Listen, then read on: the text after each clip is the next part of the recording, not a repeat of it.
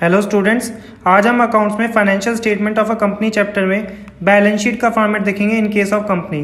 तो सबसे पहले हमारे पर्टिकुलर्स आते हैं, फिर नोट नंबर आता है, फिर करंट ईयर की फिगर्स आती हैं और फिर प्रीवियस ईयर की फिगर्स हमारी आ जाती हैं। सबसे पहले हेडिंग आती है हमारी इक्विटीज़ एंड लाइबिलिटीज़, जिसमें सब हेडिंग आती है शेयर होल्डर्स फंड। उसमें जाता है share capital, reserve and surplus and money received against share warrants. फिर हमारा आता है share application money pending allotment. फिर हमारा आता है नॉन करंट लाइबिलिटी, जिसके अंदर हमारी ये चार चीज़ें जाती है।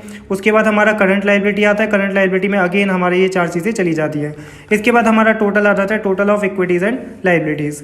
इसके बाद हमारी असेट आती है। असेट में सबसे पहले सब हेडिंग आती है हमारी non current asset. Non current asset में हमारे सबसे पहले आता है प्रॉपर्टी प्लांट एंड इक्विपमेंट, जिसे हम फिक्स्ड एसेट भी कहते हैं। उसमें हमारी ये चार चीज़ें आती हैं। उसके बाद हमारी ये non current investment, deferred tax asset, long term loans and advance और अदर नॉन करंट एसेट आता है। इसके बाद करंट एसेट आता है, जिसमें हमारी ये 6-7 चीज़ें आती हैं और उसके बाद हमारा total of the asset side हो जाता है।